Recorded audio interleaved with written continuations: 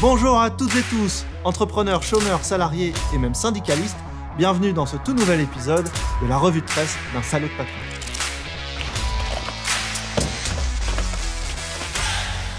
Gérald Darmanin, dans le JDD, fustige le terrorisme intellectuel d'extrême gauche. Pour rappel, la semaine dernière, il avait déjà reproché à la gauche d'attaquer la République. On pourrait penser que le ministre de l'Intérieur a un souci avec la gauche. Oui, mais rappelez-vous, l'année dernière déjà, c'était les fans de Liverpool qui l'avaient accusé de vouloir agresser la République alors qu'eux-mêmes se faisaient molester devant les grilles fermées du Stade de France. Dis-moi mon petit Gérald, t'aurais pas un léger problème de vocabulaire ? Donald Trump estime qu'Emmanuel Macron est allé lécher le cul de Xi Jinping. Et tous les culs qu'ont léché les présidents américains, à commencer par ceux de leurs secrétaires, on en parle ou... Le député insoumis Adrien Quatennens, condamné pour violence conjugale, fait son grand retour dans l'hémicycle après un débat et un vote de son groupe politique. Voilà qui devrait animer les prochaines propositions de la NUPES sur les violences sexistes. Non, ça va être vraiment sympa. Ah, attendez. Ah, on me dit à l'instant que le Parti socialiste envisage de faire revenir Jérôme Cahuzac pour travailler sur la loi de finances 2024.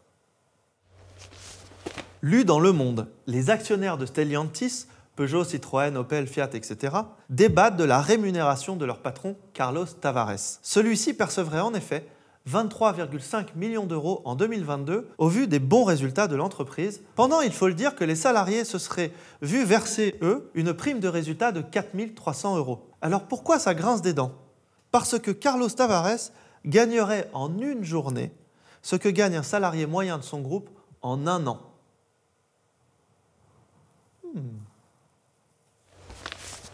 Selon TF1, rififi du côté des tarifs de l'électricité. De nombreux Français constateraient en effet une augmentation de leurs factures supérieure au bouclier de 15% promis par le gouvernement. Encore des terroristes, dirait Gérald Darmanin. Eh bien non, pas cette fois. EDF et le ministère de l'économie confirment ce bouclier de 15% n'est qu'une moyenne. Et si vous aviez compris qu'il s'agissait d'un plafond, tant pis pour vous, le gouvernement vient d'inventer le concept de bouclier gruyère. Il vous protège, mais pas toujours. Salut Thierry, c'est Julien, ça va ? Oui, est-ce que tu pourrais calculer le salaire moyen annuel chez nous, s'il te plaît ? Voilà, tu multiplies par 365 et tu as mon nouveau salaire. Tu discutes pas, rapport à Carlos Tavares, c'est tout. Et puis si t'es pas content, t'as qu'à syndiquer et devenir un putain de terroriste d'extrême gauche.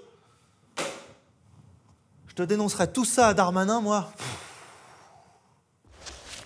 Selon Le Parisien, DSK donne des leçons à Emmanuel Macron. Je cite, « Ce n'est pas l'âge de la retraite qu'il faut changer, il faut renouer le dialogue avec les corps intermédiaires. » Renouer avec les corps, DSK... Non, trop facile, trop facile. L'équipe de France féminine de football vient de battre le Canada, pourtant championne olympique en titre. Donc le Hervé Renard, là, il est souriant, il est sympa, il est beau, il permet aux joueuses de venir à Clairefontaine avec leur bébé, et en plus, il gagne. Non mais Émile, combien de fois je te l'ai dit, bordel, on est un média. La France qui gagne, on n'en veut pas. Ce genre d'enchaînement, on les exècre. Nous, ce qu'on veut, c'est la France qui perd, la France qui prend des branlées. Alors, t'es mignon, mais le renard, là, tu trouves un truc à dire sur lui. Ok, moi, j'en sais rien. Qu'il est pédophile, qu'il est raciste, qu'il couche avec sa sœur. Trouve quelque chose. Et puis, si tu trouves pas, tu demandes à Hanouna.